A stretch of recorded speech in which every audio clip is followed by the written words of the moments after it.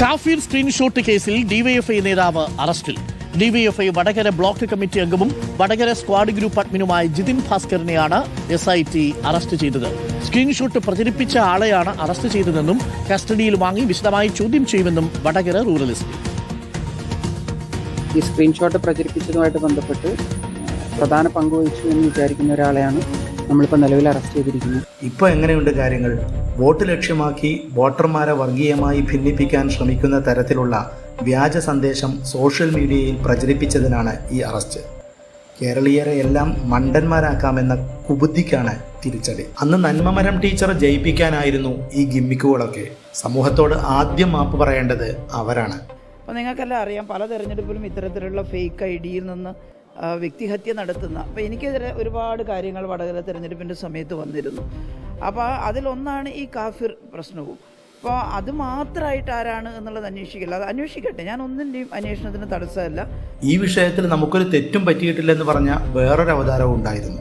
ഗോവിന്ദമാഷ് കൃത്യമായിട്ട് നിങ്ങളെ പത്രസമ്മേളനത്തിൽ പറഞ്ഞിട്ടുണ്ടല്ലോ. ആ പറഞ്ഞാലപ്പുറം എനിക്കൊന്നും പറയേണ്ട ആവശ്യമില്ല. അയാൾ പറയാത്ത എന്തുകൊണ്ടാണ്, അതിനൊക്കെ കാരണം ഉണ്ടാവില്ലേ? റിബീഷനെന്നല്ല ഇടതുപക്ഷത്തെ ഒരാൾക്കും ഇതിലൊരു പങ്കുണ്ടാവില്ല. കാരണം ഞങ്ങൾ ഈ തെരഞ്ഞെടുപ്പിൻ്റെ ആദ്യം മുതൽ അവസാനം വരെ തെരഞ്ഞെടുപ്പ് വിജയപരാജയങ്ങൾക്ക് അപ്പുറത്തേക്ക് നിങ്ങൾക്കറിയാവുന്ന എനിക്കറിയില്ല, നാദാപുരത്തും അതുപോലെ തന്നെ ഞങ്ങളുടെ മേഖലയിലും ഈ സമാധാനം നിലനിർത്തുന്നതിന് വലിയ രൂപത്തിലേക്കുള്ള ഇടപെടലാണ് പാർട്ടി നടത്തിക്കൊണ്ടിരിക്കുന്നത്. തീർന്നില്ല. സ്ക്രീൻഷോട്ട് UDF കേന്ദ്രങ്ങളിൽ നിന്നാണെന്ന് വസീഫ് പ്രചരിപ്പിച്ചു. റഹീമാവട്ടെ ഒരിക്കലും മാപ്പർഹിക്കാത്ത പ്രയോഗത്തിലൂടെയാണ് അണികളെ പുളകിതരാക്കിയത്. ലോകം തന്നെ അംഗീകരിക്കുന്ന പ്രിയപ്പെട്ട സഖാവ് KK ശൈലജ ടീച്ചറായിരുന്നു.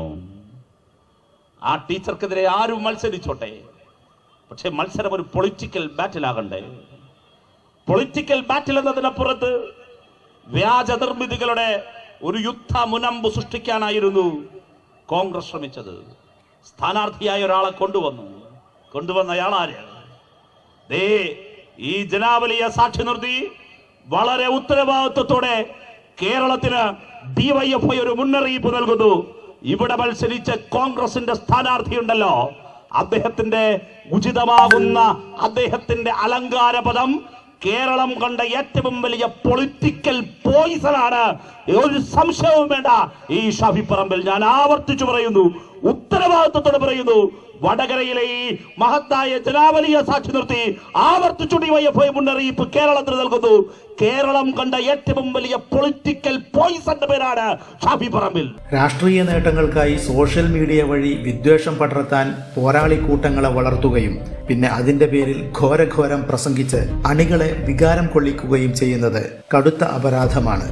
മാഷാ അല്ലാഹ് സ്റ്റിക്കറും സിറാത്തിന്റെ പാലവും കാഫിർ സ്ക്രീൻഷോട്ടും കൗമിലക്കുട്ടി എന്ന പ്രയോഗവുമൊക്കെ അതിന്റെ ഭാഗങ്ങളായിരുന്നു. വരും ദിനങ്ങളിൽ പ്രതികളെയെല്ലാം പിടികൂടുമെന്നും നീതി നടപ്പാകുമെന്നും പ്രതീക്ഷിക്കാം. ഇനി പറയൂ, ആരാണ് പൊളിറ്റിക്കൽ പോയിസൺ?